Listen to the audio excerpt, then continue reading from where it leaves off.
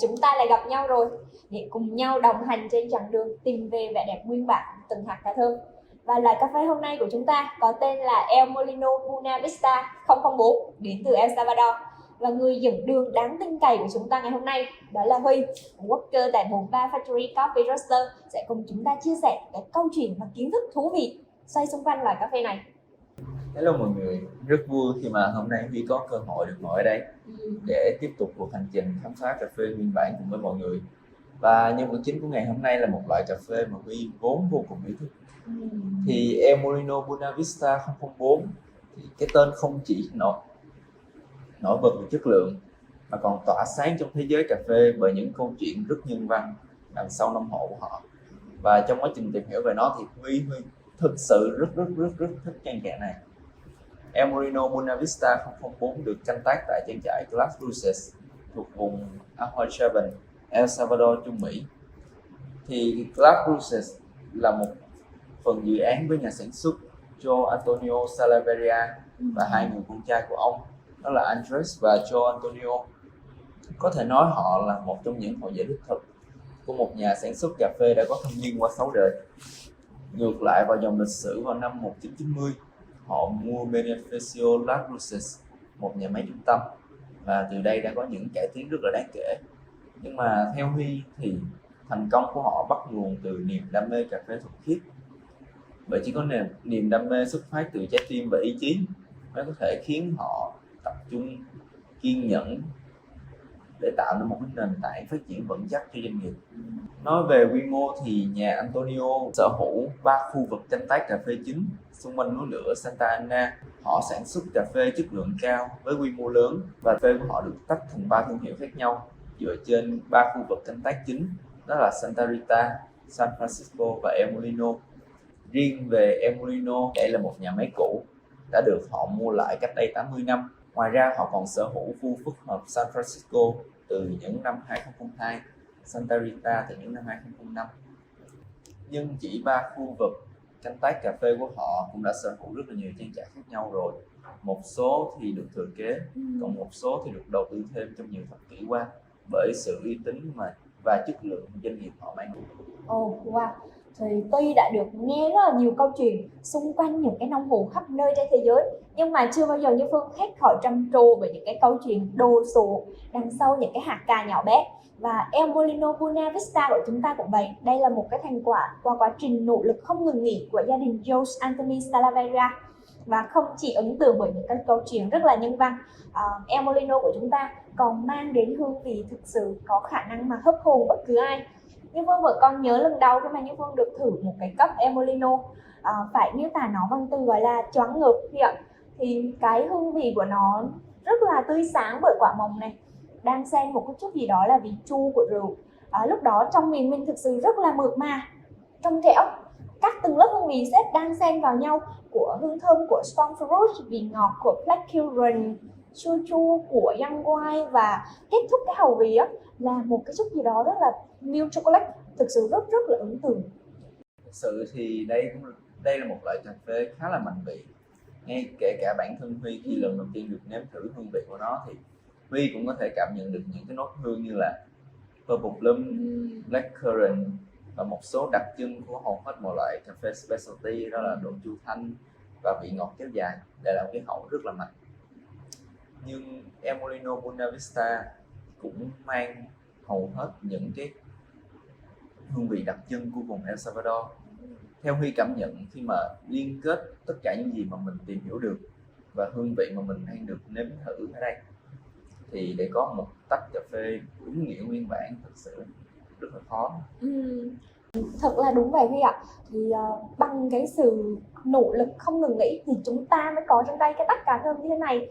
Theo như Phương tìm hiểu thì khi mà chính thức hợp tác với đối tác cung ứng của 43 Factory Coffee Roaster, nhà Salaverria đã không ngừng nghỉ cải tiến rất là nghiêm túc cái quá trình sản xuất cà phê của họ. Họ đã bắt đầu tách cà phê theo những cái trang trại, những cái khu nhỏ với độ cao, chất lượng tiềm năng cũng như là cái điều kiện phát triển tốt nhất.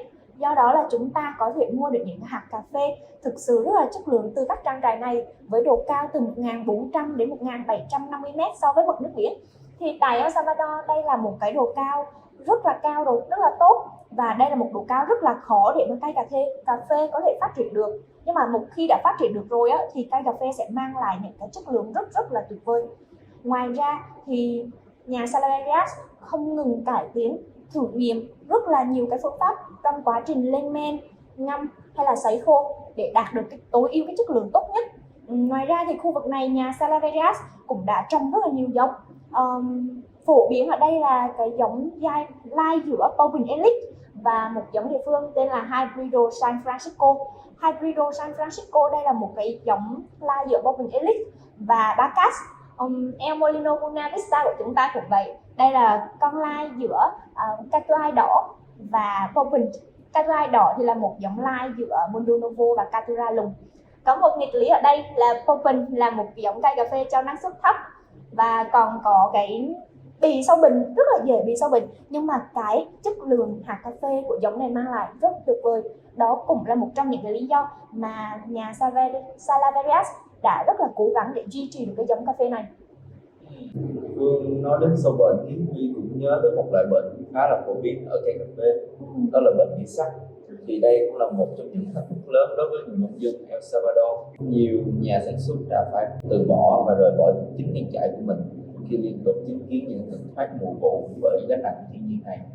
Nhưng có một số người thì không hoàn toàn bỏ cuộc, như người Salvadorias đã rộng rãi trong 8 năm qua để tìm kiếm giải pháp để khắc phục tình trạng này. Họ tái tạo đất bằng cách sử dụng Fossils, một loại phân bón, phân hữu cơ. Và đây cũng là một trong những điều nữa khiến Huy cảm thấy rất là ngưỡng mộ và nể phục trang trại này, bởi những nỗ lực của họ để cố gắng duy trì cây cà phê sinh kế. Nên là Huy luôn trân trọng mỗi ly cà phê El Molino mà mình được cầm trên tay, bởi vì cảm giác như là mình đang cầm lấy một thứ gì đó quý giá của nhân loại vậy. Đúng thật vậy, thì mọi cái sự nỗ lực thì đều mang lại thành quả. Từ bỏ thì rất dễ dàng đúng không Huy? Nhưng mà như Phương nghĩ là những người mà ở lại đến sau cùng á, thì những người đó mới là những người nhận lại được quả ngọt.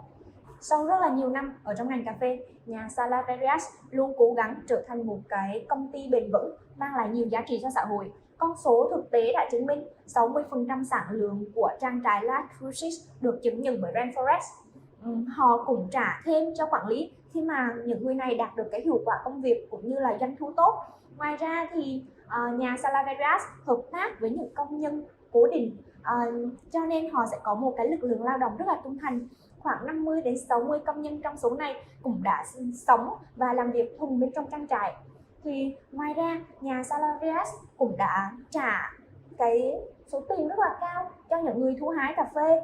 Từ đó thì họ còn được học thêm về những cái kỹ năng xoay xung quanh cái việc thu hoạch cà phê, kèm theo với là môi trường. Bằng cách tạo nên cái hệ thống quản trị tốt như vậy thì cái thời gian làm việc của công nhân cũng được rút ngắn nữa. Từ đó thì họ có thêm nhiều thời gian cho gia đình. Đây là một cái điều mà Như Phương rất rất là trân trọng, bởi vì không phải ai cũng có thể quan tâm đến đời sống của công nhân đến như vậy. Thì nối dài những cái hoạt động tuyệt vời của mình, tại đây nhà Salvadorias còn đã tặng một khu đất cho trường học tại San Francisco, xây dựng thêm một cái sân bóng. Thì ngoài ra thì quan tâm đến cả sức khỏe cũng là một điều rất là quan trọng. Họ đã mời những bác sĩ đến đây để mà thăm khám cho những nông dân, công dân tại cái khu vực này, hoặc là trả tiền cho các phòng khám y tế địa phương. Thì ở nơi đây đã thực sự tạo ra một cái nền tảng văn hóa bền vững, mang lại cả giá trị vật chất lẫn tinh thần cho người nông dân ở đây. Và đây thực sự là một cái điều rất là ý nghĩa và là một điểm rất là sáng trong bất kể ngành công nghiệp nào, chứ không hẳn chỉ là trong ngành cà phê thôi ạ. Nói về cà phê thì El Salvador thật sự là một nơi sản xuất cà phê rất là ngon. Nơi đây trước đây đã từng phải chịu một khoảng thời gian bất ổn nội bộ, nhưng may mắn thay rằng là giờ đây nó đã có được một cái môi trường bình yên để có thể sản xuất cà phê. Thì điều kiện nhiệt đới xung quanh cái vùng núi lửa bán hoạt động tạo ra một cái môi trường sống tuyệt vời cho cà phê. Kết quả là hạt chín khá nhanh, cấu trúc hạt mềm và rất thuận lợi cho việc rang. Theo Huy đánh giá thì độ chua tinh tế và những hương vị đến từ El Salvador khiến cho loại cà phê này khá là dễ uống. Nhưng Huy thì thích sự ngọt ngào, nên là El Molino đã mang lại tất cả những gì mà Huy cần. Sự ngọt ngào đến từ hạnh nhân, các loại hạt và kể cả caramel nữa. Nên là không có gì quá ngạc nhiên khi nhiều cơ sở sản xuất ở đây đạt được chứng nhận Rainforest Alliance. Wow, thật là một cái chứng nhận rất là xứng đáng với bao công sức nỗ lực của con người ở nơi đây. Và khi mà 43 Factory Coffee Roaster chọn mua cái hạt cà phê El Molino này cũng là một phần chung tay góp sức cổ vũ để cho mọi người có thể mà gọi là an tâm sản xuất những hạt cà phê chất lượng hơn, có phần tạo nên một cái văn hóa thưởng thức cà phê đa dạng và bền vững.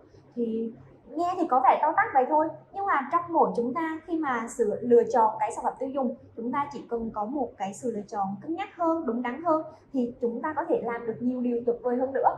Thì rất là cảm ơn mọi người đã ở đây ngày hôm nay cùng Phương và Huy để cùng lắng nghe những chia sẻ về hạt cà phê El Molino này, và hy vọng sau clip này mọi người sẽ có một cái nhìn đúng đắn hơn về cà phê specialty, cũng như là mong muốn có cơ hội đưa tới cái hạt cà phê này cho mọi người có thể trải nghiệm. Và đừng quên ghé vào website của 43 Factory Coffee Roaster để viết ngay cho mình một box El Molino mọi người nhé. Xin chào và hẹn gặp lại.